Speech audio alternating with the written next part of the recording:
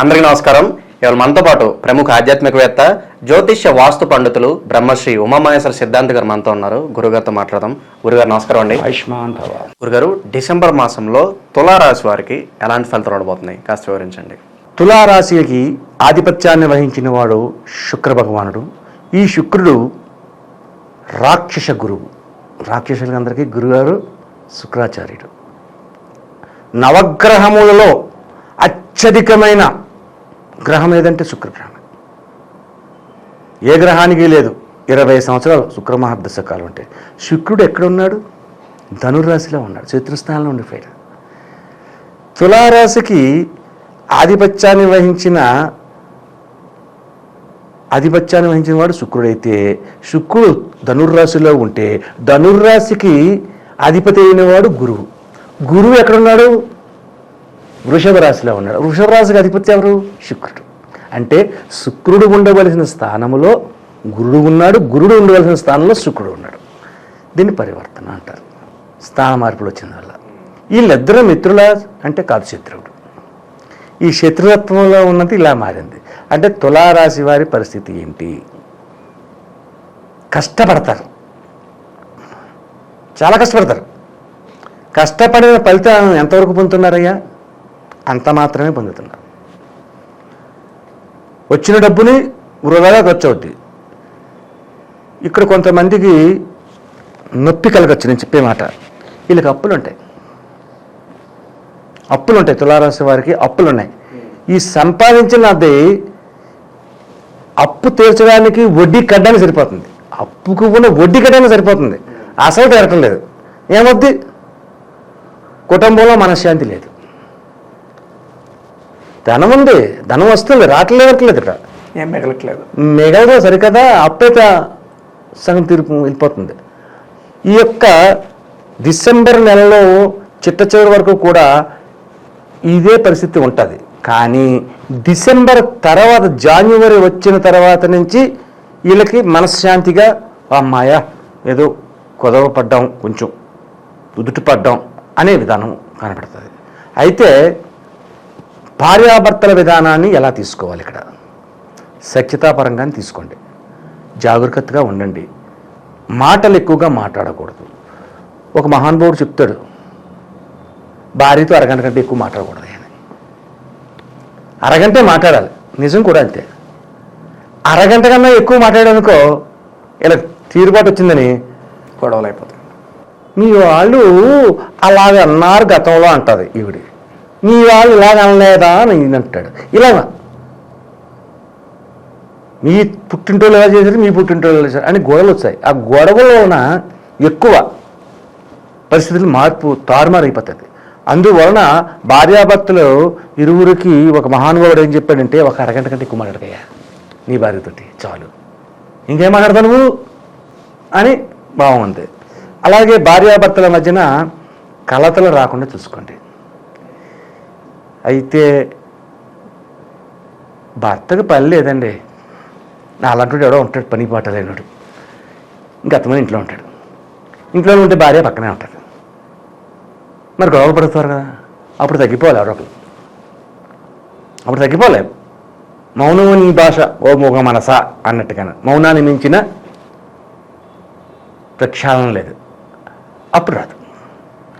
భార్యాభర్తల మధ్యన తగబులు వస్తే కుటుంబ సభ్యులు అయినటువంటి పెద్దలు నలిగిపోతారు.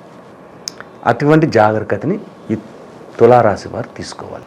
శుభకార్యాలకు ఏమన్నా ఆస్కారం కనిపిస్తుందా గురుగారు ఈ మాసంలో? శుభకార్యముల అన్వేషణ జరుగుతుంది. తులారాశి వారికి శుభకార్య అన్వేషణ జరుగుతుంది. ఈ తులారాశిలో ఉన్న వారికి పెళ్లి కాని వారు ఎవరైనా ఉంటే ఈ డిసెంబర్ నెలలో వివాహం చేయలేరు. వీళ్ళకి పెళ్లి కాని వారు తులారాశిలో ఉంటే శ్రీరామనవమి వెళ్ళిన తర్వాత వివాహం అవుతుంది. అంటే 2025 శ్రీరామనవమి వెళ్ళిన తర్వాత ఉగాది తర్వాత నవమి వచ్చి శ్రీరామనవమి వచ్చి ఆ శ్రీరామనవమి రాముని వివాహం జరిగిన తర్వాత తులారాశి వారికి వివాహాలు జరుగుతాయి. ఇంకా మిశ్రమ ఫలితాలు అంటే ఏ విభాగంలో జరుగుతుంది గురుగారు వీరికి ప్రత్యేకంగా? మిశ్రమ ఫలితము అంటే వస్తాది అనుకున్నది సంపూర్ణంగా రాలేదు. మనకొక 10,000 రూపాయలు రావాలి. ఆ 10,000 వస్తుంది, అమ్మ ఈ 10,000 వస్తుంది, 10,000తో ఇలా చేద్దాం అలా చేద్దాం అని చెప్పేసి వీడు అనేక రకాల ప్రణాళికలు ఆలోచించుకుంటాడు. తీరా మూసి దగ్గరికి వచ్చేసరికి ఆడు 6,000 ఇచ్చాడు. వీడి ప్రణాళిక పోయింది. అంటే మిశ్రమ ఫలితం అంటారు. సంపూర్ణ ఫలితం కాదు, పరిపూర్ణమైన ఫలితం కాదు, మిశ్రమ ఫలితం అయింది. గురుగారు, అలాగే ఆరోగ్యపరంగా ఎలా ఉండబోతుంది తులారాశి వారికి? వీళ్ళకి మనోవ్యాధిని ఎక్కువ. ఆరోగ్య విషయంలోని పెద్ద పెద్ద విశేషమైనది కాదు, అందరికీ ఉండేదే గ్యాస్ట్రిక్ ట్రబుల్. ఆ గ్యాస్ వల్ల అనేక రకమైన ఇబ్బందులు వస్తాయి. గ్యాస్ట్రిక్ వల్ల హార్ట్ అటాక్ వచ్చే అవకాశాలు కూడా ఉన్నాయని చెప్పేసి కొంతమంది చెబుతున్నారు. కాబట్టి ఆరోగ్య విషయంలో జాగ్రత్తను వహించాలి. అజాగ్రత్త పనికి రాదు. ఇందులో తులారాశిలో ఉన్న యువకులకు ఒక ముఖ్యమైన విషయంగా నేను చెప్తున్నాను. ఆరోగ్య విషయంలో వచ్చి ఈ మధ్య కాలంలో ఈ జనరేషన్లో తులారాశిలో ఉన్న వాళ్ళకి మాత్రమే అది. యువకులు ఎక్కువగా డ్రింకింగ్కి అలవాటు పడ్డారు. ఎప్పుడైతే ఈ తులారాశిలో ఉన్న ఈ యువకులు ఈ డ్రింక్ని విపరీతంగా చేస్తారో వారికి చాలా నష్టాన్ని కలిగించే పరిస్థితి కలుగుతున్నది. ఎందుకంటే తులారాశికి ఆధిపత్యాన్ని వహించిన శుక్రుడు శత్రుస్థానంలో ఉండడమే డ్రింక్కి ఆ యొక్క మీన రాశులకి ఆధిపత్యాన్ని వహించిన వాడు గురువు శత్రుస్థానమైన వృషభ రాశిలో ఉండి మీన రాశిలో రాహు ఉండి రాహు వల్ల డ్రింకింగ్ చేసిన తులారాశి వారికి అత్యధికమైన నష్టదాయకమైన ఫలితములు వస్తున్నాయి. తస్మాత్ జాగ్రత్త. గురుగారు, అలాగే ఈ రాశి వారు కాస్త ఇబ్బందులు పరిస్థితులు బాగాలేదనే చెప్పుకోవాలి. ఒక ఇల్లు కానీ స్థలం కానీ కొనాలి అనుకునేవారు ఎంతకాలం వేచి చూడాల్సి ఉందంట? ఈ నెలలో ఏ ఫలితములు పొందలేరు. పొందుతారు అన్నది కరెక్ట్ కాదు. చాలా చేసి జరిగిపోతుంది, ఇంకేముంది అయిపోతుంది అని చెప్పి దగ్గరికి వచ్చేసింది అని అనుకున్నా కూడా దాగిపోతుంది. ఇది ఏదో పగతోటో కోపంతో చెప్పట్లేదు, ఉన్న గ్రహ సంపుటిని బట్టి నేను చెప్తున్నాను. ఈ నెలలో మార్గశిర మాసం సుకర్మ యోగం ఉంది కాబట్టి తులారాశి వారు సుఖంగా ఉండగలుగుతున్నారు. నాగవ కరణం ఇంకా మొట్టమొదటి చెప్పుకున్నాం. తిదివార నక్షత్ర యోగం, సుకర్మ యోగం అంటే మంచి కర్మని చేస్తున్నారు కాబట్టి సుఖ సంతోషాలతో కొద్దిగా ఉన్నారు. నాగవ కరణం అంటే ఏంటి? పాము. అది యొక్క దాంట్లో పనులు జరగవు. ఏ పని చేద్దామన్నా ఎదరికి వెళ్ళదు, వెనకుండిపోతారు. అటువంటి ఫలితాలు పొందుతున్నారు. కాబట్టి జాగ్రత్త వహించుకోవాలి. గురుగారు, కాస్త మిశ్రమ ఫలితాలు ఉన్నాయి కాబట్టి తులారాశి వారి కోసం ఒక మంచి పరిహారాలు చెప్పండి గురుగారు. అందరూ చేసుకునే విధంగా మీరు ఎలాగో చెప్తారనుకోండి. తులారాశి వారికి చేయవలసిన పరిహారాల్లో ఈశ్వరతత్వాన్ని తీసుకోవాలి. ఈశ్వరతత్వాన్ని తీసుకుని అభిషేకాన్ని చేసేటప్పుడు నల్ల ద్రాక్ష పళ్ళు అభిషేకం, నల్ల ద్రాక్ష పళ్ళని జ్యూస్ చేయాలి. నల్ల ద్రాక్ష పళ్ళు జ్యూస్ చేస్తే చాలామంది ఏం చేస్తున్నారంటే ఆ జ్యూస్ చేసిన ఆ జ్యూస్ని అభిషేకంలోకి వేస్తున్నారు. నల్ల ద్రాక్ష పండులోని గింజలు ఉంటాయి, ఆ గింజలు కూడా నలుగుతాయి. నలిగిన తర్వాత ఆ గింజల్ని శివలింగం మీద పోస్తారు. ఆ తర్వాత అరటిపండు పెట్టి దాన్ని సంరక్షణ చేస్తుంటారు. దాని వల్ల తప్పు వస్తుంది. కాబట్టి నల్ల ద్రాక్ష పళ్ళు జ్యూస్ చేసి ఆ జ్యూస్ని వడకపోయాలి, ఆ గింజలు పక్కపోవాలి, ఆ జ్యూస్నే తీసుకోవాలి. నల్ల ద్రాక్ష పళ్ళు ఎంత ఎక్కువ తీసుకుంటే అంత మంచిది. అంటే నల్ల ద్రాక్ష పళ్ళు ఒకటే సరిపోతాయా? పాలు, పెరుగు, తేనె, నెయ్యి అన్నీ మామూలే, కామనే పంచామృతాలు. వాటితో పాటు తులారాశి వారికి అధిక తత్వమైన పరిస్థితుల్లో ఉన్నది కాబట్టి ఖర్చు ఎక్కువ అవుతుంది. ప్రతి వారిని కూడా చేత కొంచెం వడ్డీలు కడుతున్నారు, అప్పులు బాగా ఉన్నాయి. అప్పులు తీరాలి.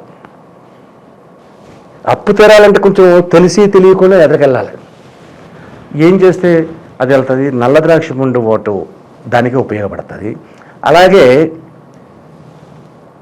కర్బూజా జ్యూస్, అలాగే వాటర్ మిలాన్ పుచ్చకాయ జ్యూస్, ఈ జ్యూస్లు 2 రకాలు, ఇదొకటి 3 రకాలండి. ఈ 3 రకాలకి ఇంకొక 2 రకాలు కలిపి చేయండి. పంచాక్షరి తత్వంగా రావాలి.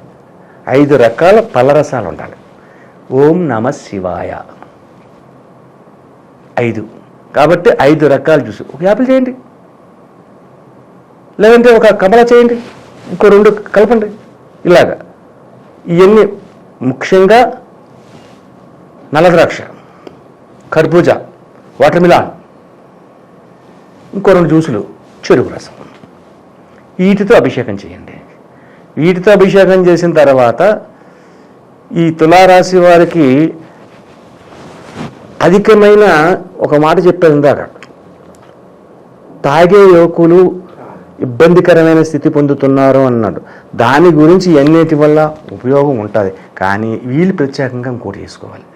ప్రత్యేకంగా ఏం చేయాలయ్యా అంటే, శుక్రవారం నాడు, శుక్రవారం ఏ వారం అయితే వచ్చిందో ఆ శుక్రవారం నాడు మీకు మీ బంధువు వర్గం అనే కాదు, మీ మిత్రవర్గంలో ఉన్న ఎవరో ఒకరు, ఇద్దరో మధ్యాహ్నం భోజనం సమయం అయిందండి. మధ్యాహ్నం భోజన సమయం అయింది కదా, మీరు వెళ్ళి భోజనం చేసేకూడదు. రారా భోజనం వెళ్దాం, ఏం రోజు అంటారు, నాడు ఇంటికి భోజనం చేస్తాం, హోటల్ పోదాం అని చెప్పి వెళ్దాం. మంచి హోటల్ తీసుకెళ్ళండి, ఏదో రోడ్డు పక్కన ఉన్న హోటల్ కాదు, మంచి హోటల్ తీసుకెళ్ళండి. ఓ 200-300 రూపాయలు భోజనం వాల్యూ ఉన్న హోటల్ తీసుకెళ్ళండి. అక్కడ శుభ్రంగా ఒక 2 మిత్రులు తీసుకెళ్ళండి. మధ్యాహ్నం భోజనం పెట్టండి. శాకాహార భోజనం, మాంసాహార భోజనం కాదు, శాకాహార భోజనం అనగానే ఫలా ఇప్పిస్తావా అంటాడు, అలాంటి కాదు. మాంసాహారం కాదు, శాకాహార భోజనం చేయండి. ఇప్పుడు మంచి హోటల్స్ ఉన్నాయి, ప్రతి చోట సుబ్బయ్య గారు హోటల్ ఉంటుంది, చట్నీస్ అనే హోటల్ ఉంటాయి, చాలా మంచి భోజనాలు పెడతారు. అటువంటి హోటల్ తీసుకెళ్ళి శుభ్రంగా భోజనం పెట్టించండి. శుక్రవారం నాడు, ఏ శుక్రవారం నాడు అంటే ఎన్ని శుక్రవారాలు వస్తే అన్ని శుక్రవారాలు, ఇద్దరికే, ఓ 10 మంది పెట్టకలేదు. అన్నదానాన్ని మించిన దానం లేదు. ఇది ఒకటి చేయండి. అలాగే శుక్రవారం నాడే నల్లటి దుప్పటలు కొనండి, ఒక 2 లేక 3. డిసెంబర్ నెల కదా, చలి ఎక్కువగానే ఉంది కదా, బయట వణుకుతున్నారు కదా, నల్లటి దుప్పట్లు కొనండి. నల్లటి దుప్పట్లు కొని ఆ బయట షెడ్ల కింద, బస్ స్టాపుల్లోని వణుకుతూ గొణుకుతూ చాలా దైన్యమైన స్థితిలో ఉన్నవాళ్ళు ఉంటారు, వాళ్ళకి ఇవ్వండి. ఇగో బాబు ఇది ఇప్పుడు గొప్ప అని చాలా సంతోషిస్తాడు. దీని వలన ఈ యొక్క తులారాశి వారికి ఉన్న ఆర్థిక మాంద్యం ఉన్నది తగ్గి పెరగకుండా ఉండి అప్పులు రుణ విధానాన్ని తొలగించి, నలుపంటే సూచకం దేనికి, శని భగవానుడికి కదా. అటువంటి విధంగా యోగదాయకమైన ప్రశస్తి. అలా కొనమన్నాం కదా అని చెప్పేసి పల్చగా ఉన్న ఒక బెడ్షీట్లు అడిగి కొన్నారనుకోండి, అది కప్పుకుంటే చలి రాదు, చలి తగ్గదు, పెరుగుద్ది. కొంచెం దళసరిగా ఉన్నది కొన్ని ఇవ్వాలి, అలా చేయండి.